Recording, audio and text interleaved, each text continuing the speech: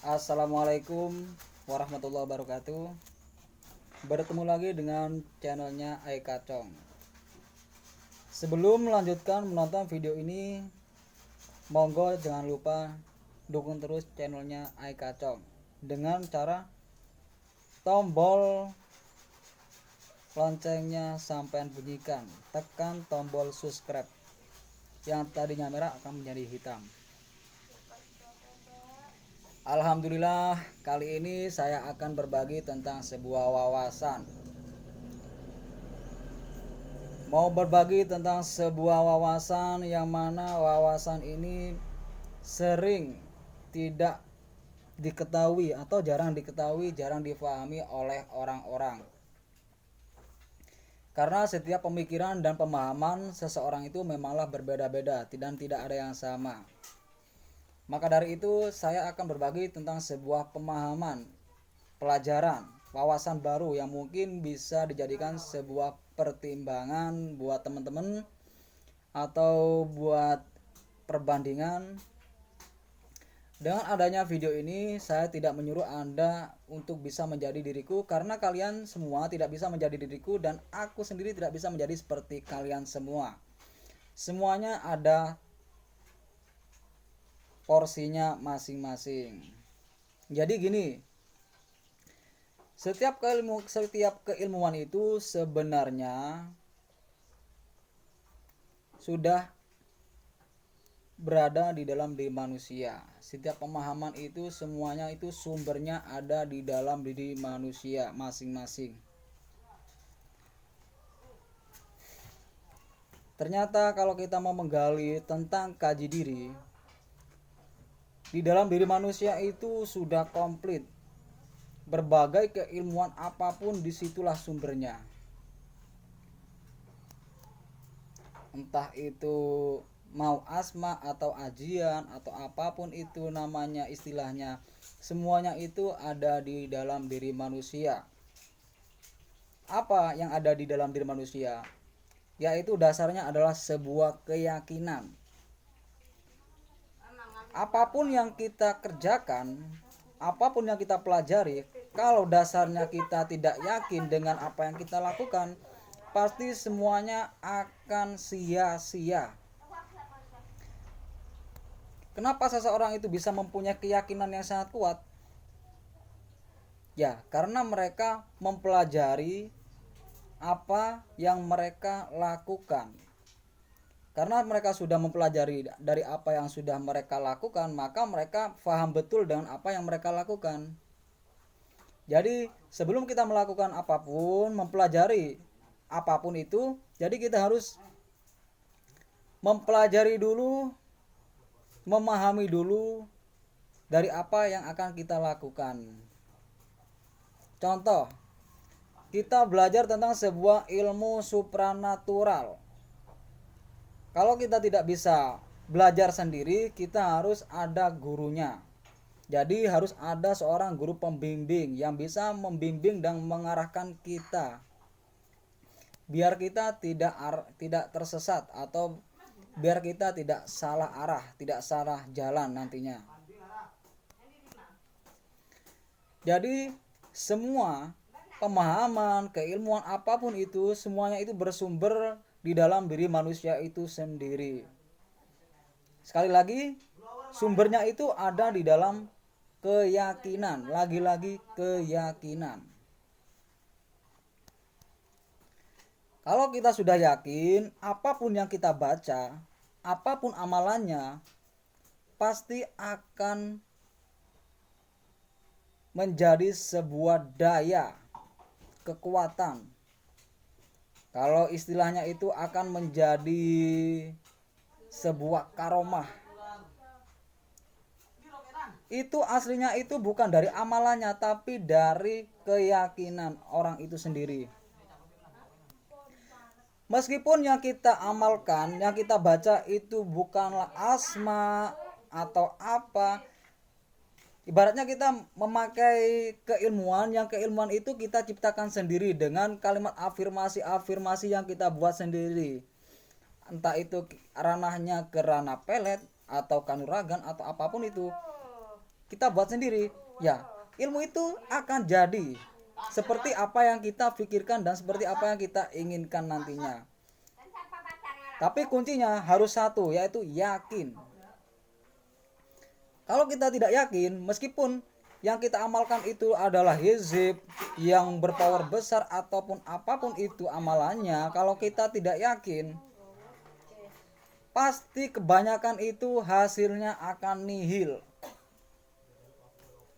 Meskipun hasil kita tidak akan tahu, apa kita peroleh kita tidak akan tahu. Karena apa? Kenapa saya bilang tidak tahu? Karena kita melakukan itu tidak ada dasarnya. Sedangkan dasarnya sesuatu itu yang kita lakukan harus mempunyai keyakinan yang sangat kuat. Harus mempelajari tentang ilmu yakin. Di dalam hadis diterangkan man arafa nafsahu faqad arafa rabbahu. Man sapane wong arafa ngerti nafsahu ing awak dhewe man.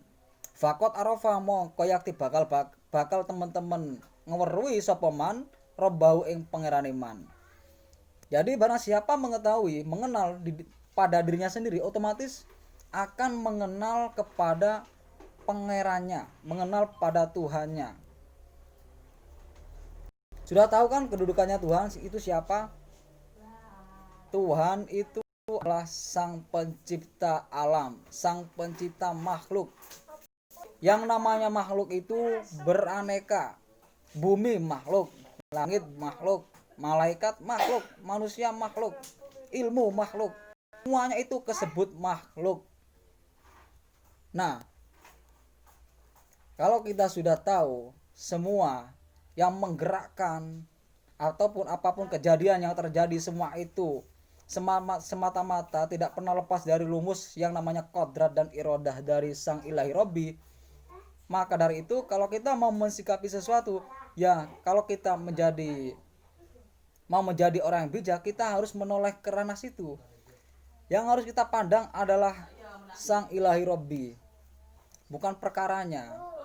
Kalau kita mau melihat siapa yang menggerakkan di belakang itu semua, pasti kita tidak akan merasakan yang namanya kegelisahan, penyesalan, marah-marah gak jelas.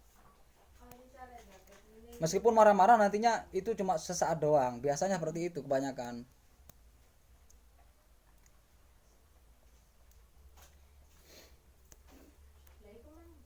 Jadi sangat penting untuk kita harus mempelajari tentang sebuah tatanan ilmu ketauhidan. Dari wong Jawa itu ngarani babakan ilmu kaweruh.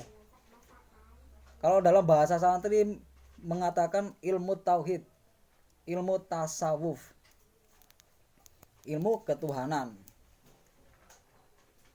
Itulah dasar pokok utama.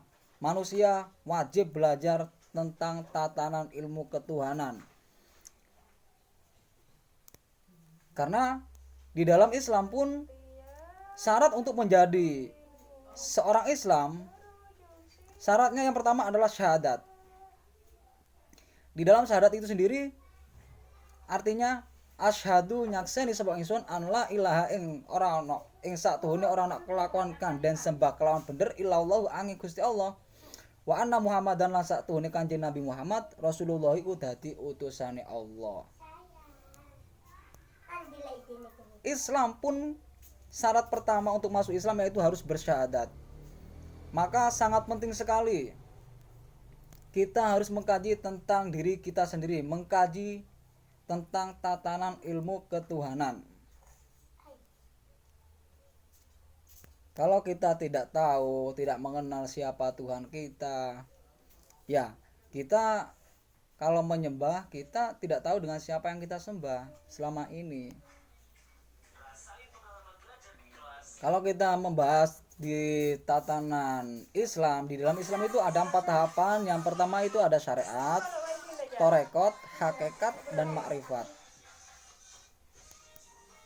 Syariat dan torekot itu targetnya itu pada tatanan jasmani. Ibaratnya kalau kita mau sholat ya kita harus wudhu.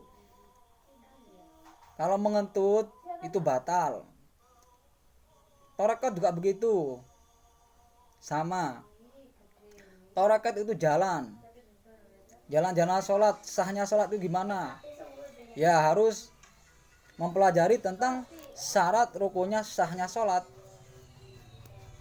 Semua itu mengena pada jasmani. Sedangkan hakikat ma'rifat itu mengenai pada tatanan ruhani.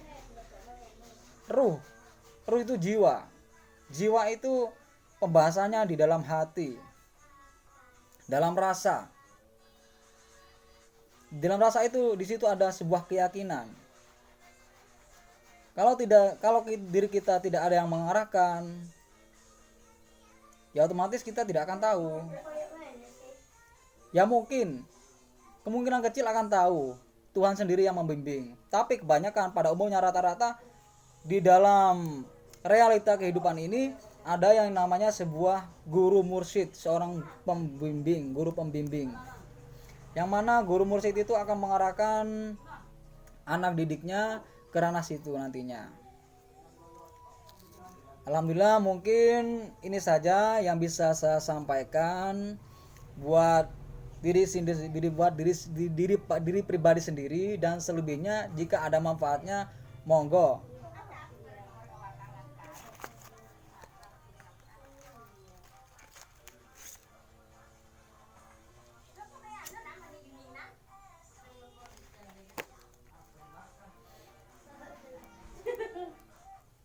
Jadi saya ulangi lagi, buat teman-teman siapapun yang menonton video ini, sebelum kita melakukan sesuatu kita harus mempelajari apa yang akan kita lakukan. Dan dasarnya melakukan sesuatu itu kita harus mempunyai dasar yang paling kuat, yaitu sebuah keyakinan. Untuk mempunyai dasar keyakinan yang kuat, kita harus mengkaji tentang siapa sebenarnya, asal muasal kita itu siapa.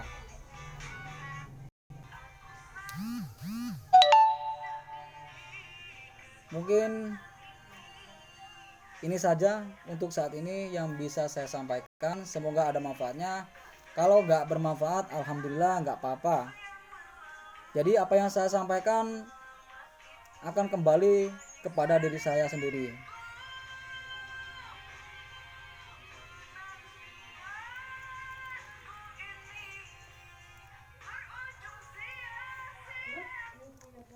Alhamdulillah. Jangan lupa tonton terus video channelnya Aika Cong. Tekan tombol loncengnya, subscribe.